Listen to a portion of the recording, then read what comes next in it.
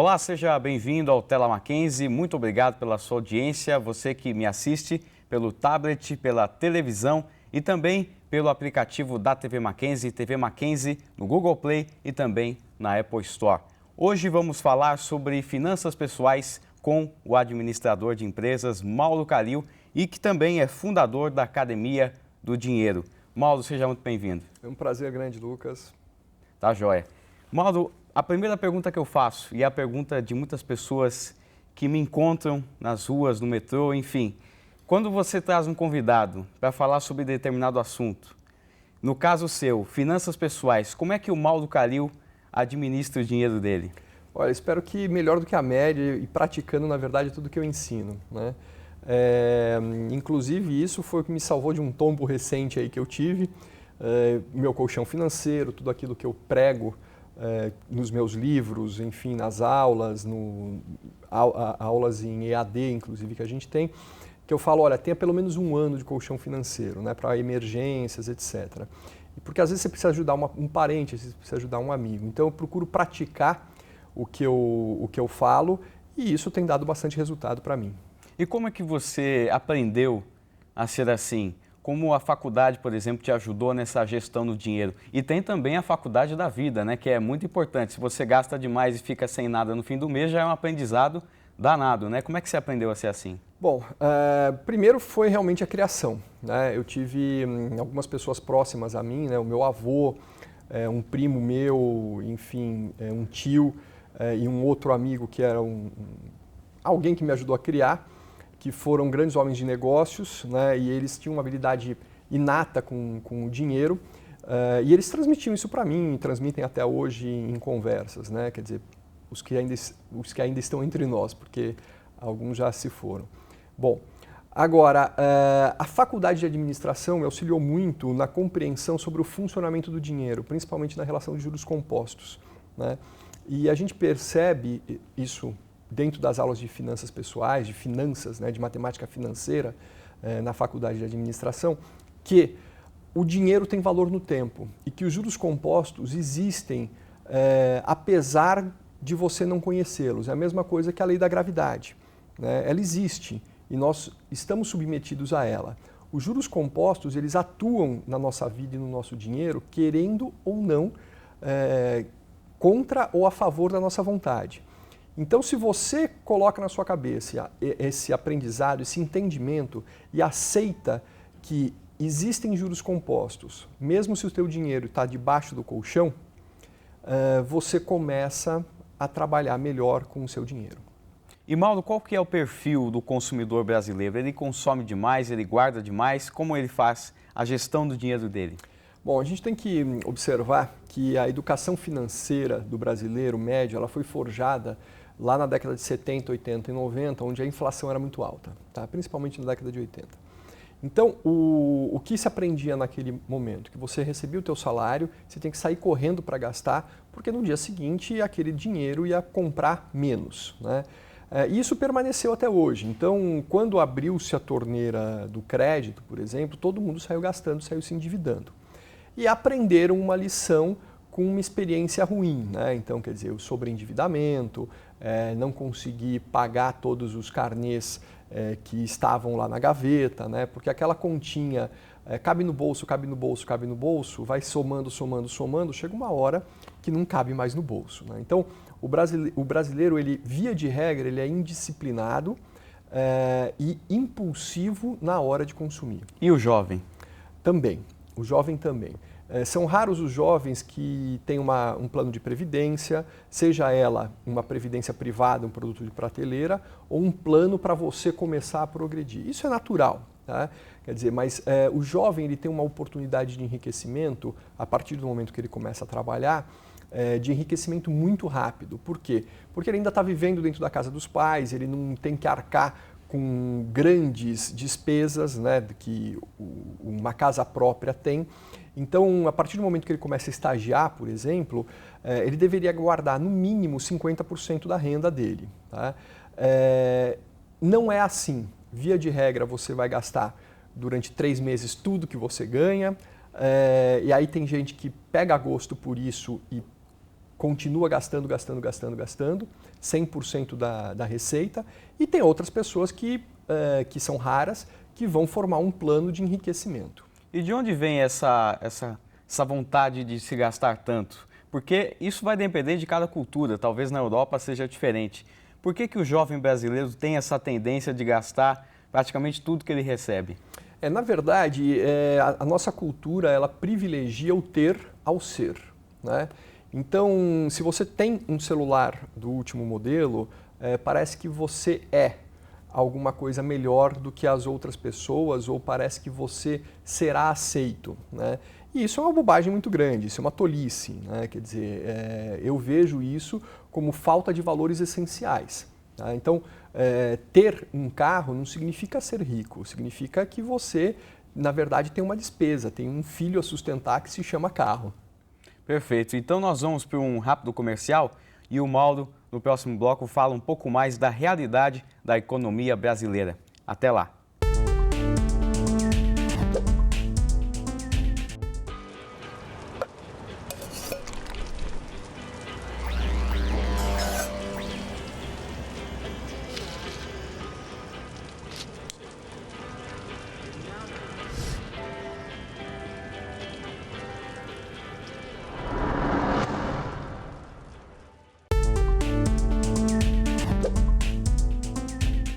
De volta com o segundo bloco do Tela Mackenzie, recebendo hoje Mauro Calil, administrador de empresas e fundador da Academia do Dinheiro.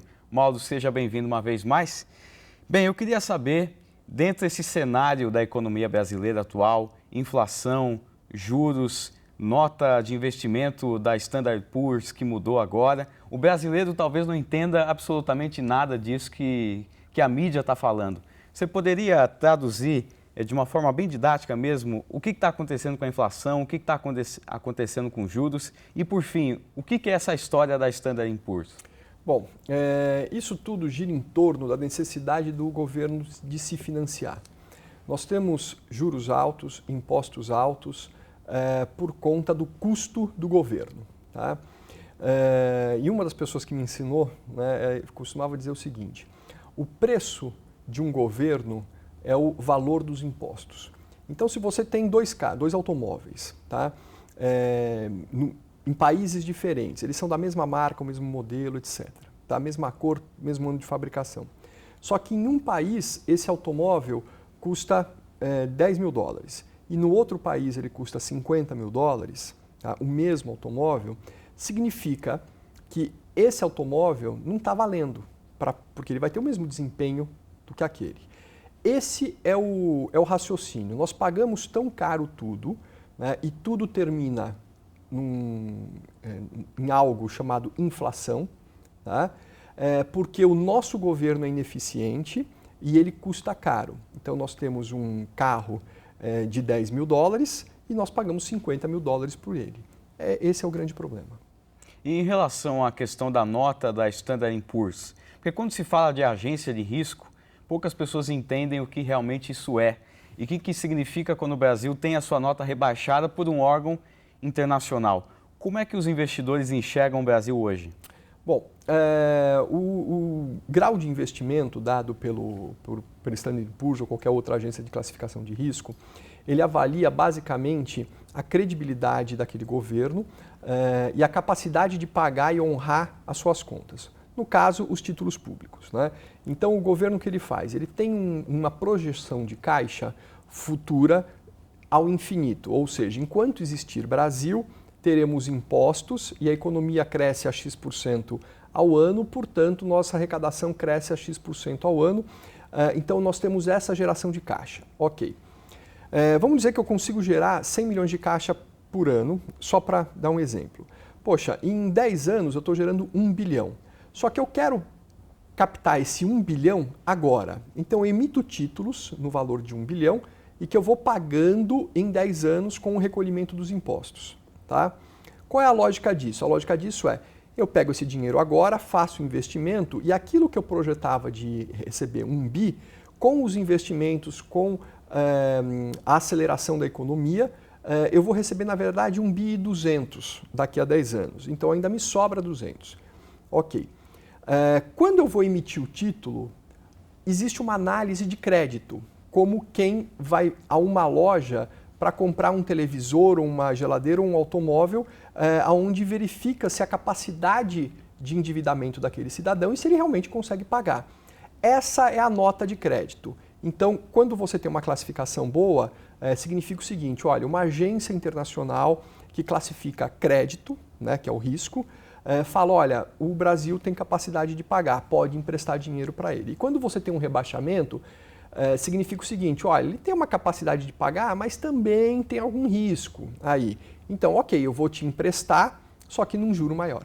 E quem dá essa credibilidade, por exemplo, para a agência Standard & Poor's? Eu creio que existam outras também que fazem o mesmo tipo de análise. Por que a Standard & Poor's tem essa importância que fez com que o Brasil repercutisse tanto essa queda na nota? Bom, tem a Standard & Poor's, tem a Fitch, tem a Moody's e tem outras, tá?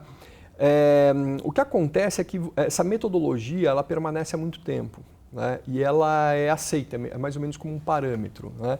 É como a gente falar em graus Celsius ou em graus Fahrenheit, né? Quer dizer, todo mundo sabe o que significa aquilo para a temperatura ambiente. Tá? Então, dentro dessa metodologia que permanece há muito tempo, que é testada, etc., e que nada mais é também do que uma opinião da agência, tá? Não é uma garantia, não é um selo de garantia de qualidade ou de reprovação.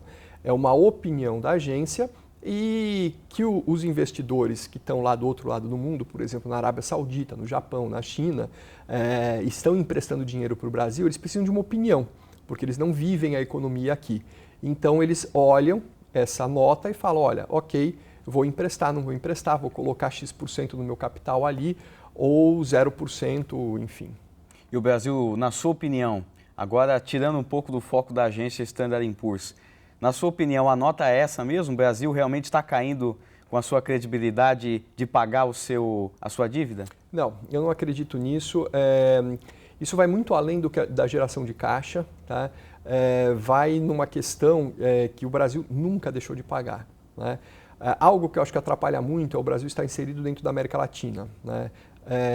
E essa simpatia que o governo atual tem por governos de ditadura branca, né? De outras nações latino-americanas. Então, isso influencia bastante na hora da agência colocar uma nota. Mauro, existe também uma contestação sobre o que aconteceu recentemente com a Bolsa de Valores e principalmente com relação às ações das estatais. A popularidade da presidente caiu e existe uma tendência que continue caindo pelas manifestações na Copa do Mundo e até também durante as eleições. E as ações das estatais cresceram. Existe uma explicação lógica para que isso aconteça?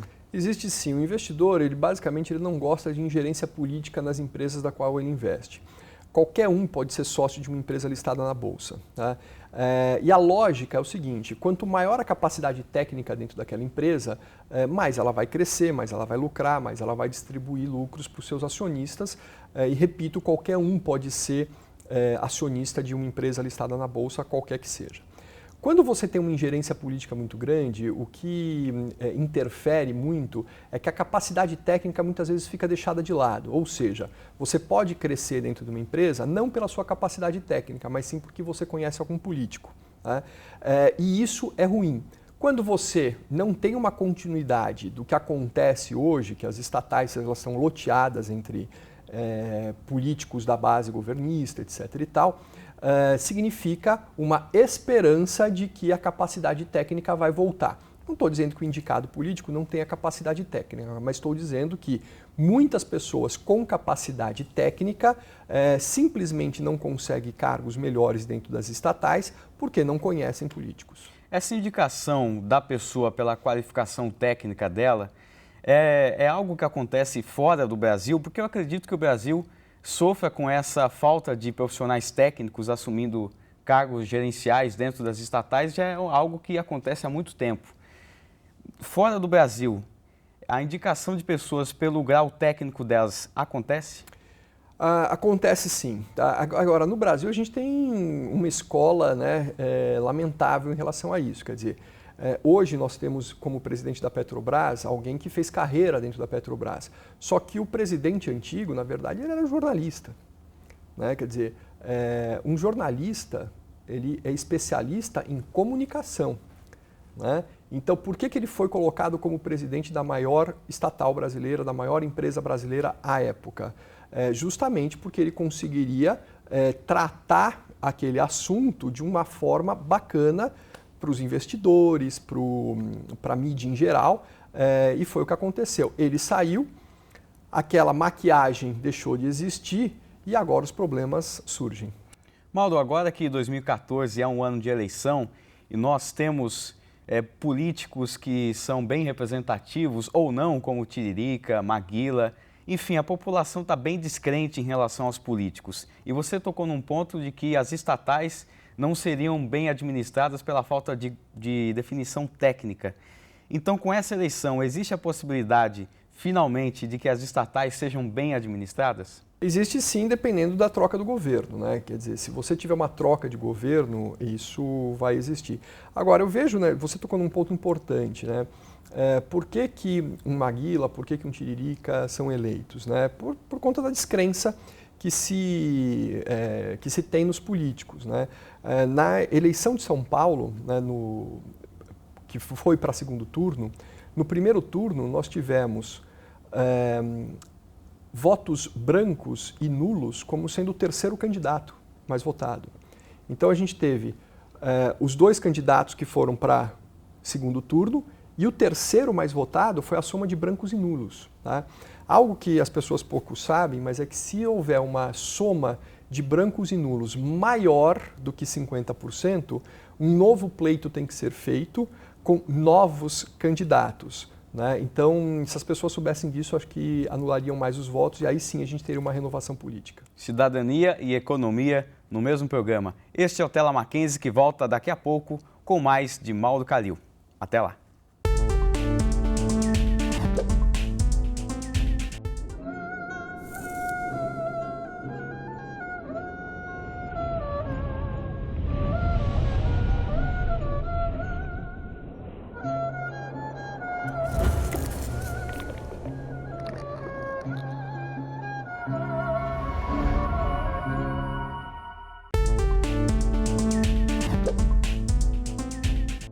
Estamos de volta com um terceiro e, infelizmente, último bloco da nossa entrevista com o administrador de empresas, Mauro Calil. Mauro, a pergunta que eu faço a você é em relação à revista The Economist, talvez a revista mais lida no mundo e aqui no Brasil também, se você procurar em algumas bancas, você encontra. A The Economist, e até vou pedir para que o editor desse programa coloque na tela a imagem das duas capas que falam sobre o Brasil. A primeira mostra um Brasil pujante, forte, uma potência econômica, e a segunda mostra um questionamento. O que aconteceu com o Brasil? O que aconteceu, Mauro? É interessante essas duas capas, né? Uma do Cristo Redentor decolando e a outra do Cristo Redentor torto, né? Torto, totalmente já afundando, torto. E vai cair. O que aconteceu foi o seguinte, né? Você teve a tal da herança bendita e agora que se transformou numa herança maldita, né? É basicamente o seguinte, a Bíblia nos remete a isso, né? Você tem lá um filho, né, que vê toda a história de uma família de luta para construir patrimônio, etc. e tal, e esse filho pega o seu quinhão do patrimônio e sai para gastar. Um dia o dinheiro acaba, né? E aí o que ele tem que fazer? Tem que voltar à casa do seu pai para tentar fazer tudo de novo. É o que vai acontecer. Eu lembro que no discurso de posse do presidente Lula, ele falou o seguinte: a esperança venceu o medo. Agora, por que a esperança venceu o medo? Porque a gente tinha tanta inflação, a gente tinha tanto medo que a gente não queria arriscar. Quando as coisas se estabilizaram, né, nos governos anteriores aos governos do PT, a população, de um modo geral, falou assim: bom, agora a gente está tranquilo, parece que está tudo em ordem, não tem nenhum maluco, vamos tentar uma coisa realmente nova, vamos tentar fazer com que esse discurso realmente aconteça. E aí a boa e velha história que se repete desde que existem os tempos, né? Quando você chega ao poder, você se deixa levar, se deixa deslumbrar pelo poder e, enfim, vamos gastar, vamos fazer tudo que... Vamos usar aquela herança, né? E um dia o dinheiro acaba e a coisa degringolou. O próximo governo, seja ele qual for, tá, vai ter problemas. E digo mais, eu acredito que num prazo aí de 24 meses, nós vamos ver uma quebradeira muito grande, principalmente de pequenos negócios que se abriram aí nos últimos 10 anos. E qual que vai ser o legado da Copa do Mundo, da Olimpíada? Porque é a grande oportunidade que o Brasil tem para se mostrar para o mundo. E principalmente numa ocasião em que a gente se vê numa inflação alta, na taxa de juros que aumenta a cada dia mais. Qual que vai ser o legado nosso para os investidores de fora? Olha, é o mesmo que a África do Sul teve, onde foi a última Copa do Mundo, né? Quer dizer, mostrou estádios bonitos, mas todo mundo mostrou a miséria da África do Sul, tá? Ou seja, é um país que recebe mais visitantes hoje? Cresceu uma indústria. Agora, é interessante isso, porque dados do IBGE, do último censo, mostram que cerca de 50% da população brasileira não tem acesso à rede de esgoto. Não é esgoto tratado, é a rede de esgoto. Então nós temos crianças morrendo por doenças causadas por essa falta de saneamento básico. E temos ao lado da favela, ao lado da comunidade, como queira chamar, um estádio maravilhoso. Tá? Ou seja, privilegia-se o circo, né, quando você deveria privilegiar o pão. Mauro, em relação a todo esse cenário, todo esse panorama que você descreveu agora, a pessoa que me assiste com certeza se pergunta como é que eu vou agir diante desse turbilhão financeiro que é o Brasil. Qual que é a postura que eu devo ter? Onde eu devo investir? Eu não devo investir? Como eu devo gastar o meu dinheiro? Como é que qual é o mapa que as pessoas devem trilhar para conseguir se dar bem nessa história toda? Bom, frente à última elevação de taxa básica de juros, a tal da Selic que a gente fala no Brasil, que ocorreu há pouco tempo, o Brasil voltou a ter os juros reais mais altos do mundo, ou seja, é um ótimo lugar para você investir, desde que não seja na caderneta de poupança. Tá? Mesmo na renda fixa, você deve buscar investimentos mais turbinados, como eu falo nos meus livros, como LCI, LCA, Tesouro Direto, CDBs de bancos menores, etc. Tá? E por que não a caderneta de poupança? Porque a caderneta de poupança ela sequer cobre a inflação. Tá? Então, é uma ótima notícia para quem é poupador e é uma péssima notícia para quem é gastador. Mauro, a gente está chegando no final do nosso programa e eu queria que você desse uma dica para quem nos assiste. Por exemplo, a pessoa que ganha hoje na Mega Sena, por exemplo, R$1 milhão, ou a pessoa que ganha um reality show na TV, como é que ela deve gastar esse dinheiro ou como ela deve investir esse dinheiro? Antes de investir, você deve responder a 3 perguntas. A primeira, qual é o montante a ser investido? Essa é fácil. Eu tenho R$1 milhão, eu tenho 100 mil, eu tenho 30 mil. A segunda é, qual é o prazo? E aí já não começa a ser tão simples, porque via de regra as pessoas falam o seguinte, minha visão é de longo prazo, mas se eu quiser colocar a mão no dinheiro, eu quero poder colocar a mão a qualquer momento. Isso não é prazo. Então surge uma terceira pergunta que ajuda a responder a segunda.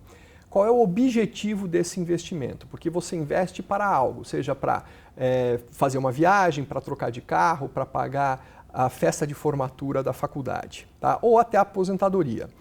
Quando você responde essas 3 perguntas, a melhor aplicação financeira surge na sua frente. Então, tendo um plano mínimo de investimento, e essa é a grande dica, o seu rendimento vai ser maior do que a média.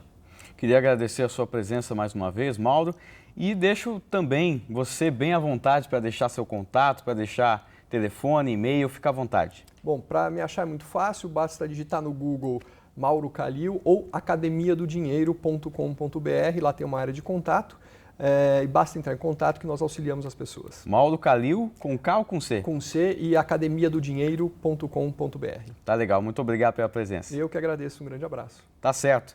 Esse foi Mauro Kalil aqui no Tela Mackenzie. Muito obrigado pela sua audiência e a gente volta. Até lá.